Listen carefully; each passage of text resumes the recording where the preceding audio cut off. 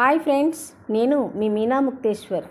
విరిసిన మల్లెలు శీర్షికలో ఈరోజు వివాహ బంధం అనే కథ చదువుకుందాం.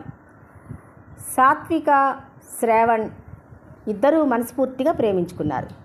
ఇరువురి మనసులు కలుపుకున్నారు. కానీ సాత్విక తండ్రి అనుకోకుండా మరణించడం, ఆ కుటుంబానికి ఉద్యోగం చేసే కూతురు అవసరం అవడం, ఆ బాధ్యతలు నేను తీసుకోవాల్సిన అవసరం ఉంది, పెళ్లి జరిగినా కూడా ఉద్యోగం చేస్తూ నేను కొన్ని పట్టించుకోవాల్సి ఉంటుంది అని సాత్విక చెప్పడంతో శ్రవణ్ ఆ విషయం మా పెద్దవాళ్లకు చెప్పాలి అన్నాడు. మన పెళ్లిని అంగీకరించిన వారు ఇది ఎందుకు అంగీకరించరు అన్నది సాత్విక.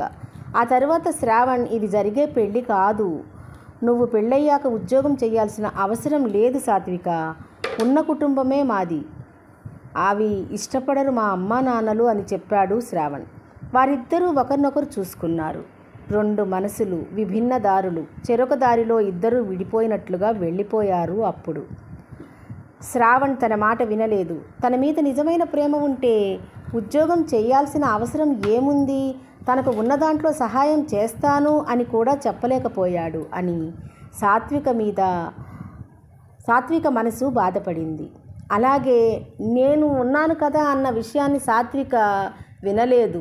నేను చేస్తా కదా సహాయం అని అర్థం చేసుకోలేకపోయింది అని శ్రావణ్ కోపగించుకున్నాడు. నేను బ్రతికుండగానే మీ దగ్గర నుంచి ఉచితంగా డబ్బు ఆశించి నా కుటుంబాన్ని నేను పోషించుకోలేను, అక్కర్లేదు, అటువంటి నిర్ణయాలు మా నాన్నగారికి నచ్చవు అని చెప్పింది సాత్విక. అప్పుడు మరి కాలం ఎవరి కోసం ఆగదు. 4 ఏళ్లు తిరిగిపోయాయి. సాత్విక తన ఆఫీసులో మేనేజర్ పోస్టుకి చేరింది. ఇంటర్వ్యూ కోసం వచ్చిన శ్రావణ్ వైపు ఆశ్చర్యంగా చూసింది. మీరు అంటున్న సాత్విక వైపు చూసి, అదంతే, చెరువులు వేసి ఒక్కసారిగా చాలా సంపాదించాం ఆస్తిపాస్తులు, ఇక సంపాదించాలి అని అప్పులు చేసి నాన్నగారు ఎక్కువ లీజులకు ఎన్నో చెరువులు తీసుకుని వేశారు. అన్నీ ఒక్కసారిగా దెబ్బతిన్నాయి. అప్పులు, వడ్డీలు, చక్రవడ్డీలు పెరిగాయి. ఉన్నవి అమ్మేసి తీర్చేశాం. అక్కలిద్దరి పెళ్ళిళ్ళు చేసేశాను. కానీ అమ్మా నాన్నలను చూసుకోవాల్సిన బాధ్యత నాకుంది కదా, అందుకే ఉద్యోగానికి వచ్చాను అన్నాడు శ్రావణ్ బాధగా. నేను చెల్లెళ్లకు పెళ్లి చేశాను, తమ్ముడికి ఉద్యోగం వచ్చింది, అమ్మకు ఆరోగ్యం బాగుపడింది, ప్రస్తుతం ఇలా మేనేజర్ పోస్ట్లో ఉన్నాను. ఈ ఆఫీస్ బాధ్యతలు బాస్ నాకు అప్పగించారు నమ్మకంతో అన్నది సాత్విక.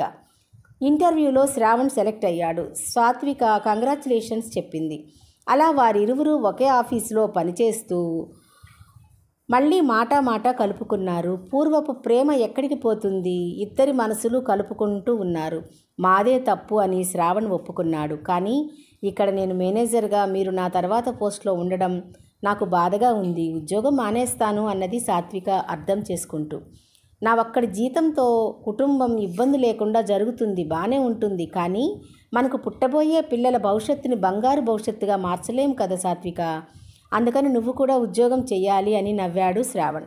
తన తమ్ముడు ఉద్యోగం చేస్తూ తల్లిని కూడా సిటీకి తీసుకువెళ్ళిపోవడంతో, అక్కడ మేనమామ ఇంట్లో ఉండడం, వాడికి మేనమామకున్న ఒక్కగానొక్క కూతురు రెడీగా ఉండడంతో అన్నీ సంతోష విషయాలే.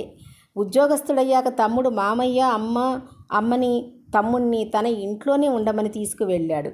అన్నీ ఆలోచించుకున్న సాత్విక అన్ని విషయాలు ఆనందంగానే ఉన్నాయి కాబట్టి శ్రావణ్ ఒప్పుకున్న వాటికి అంగీకరించింది.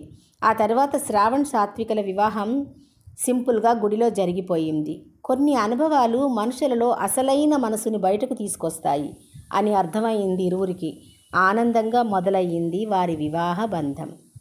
కథ సమాప్తం. మీ మీనా ముక్తేశ్వర్.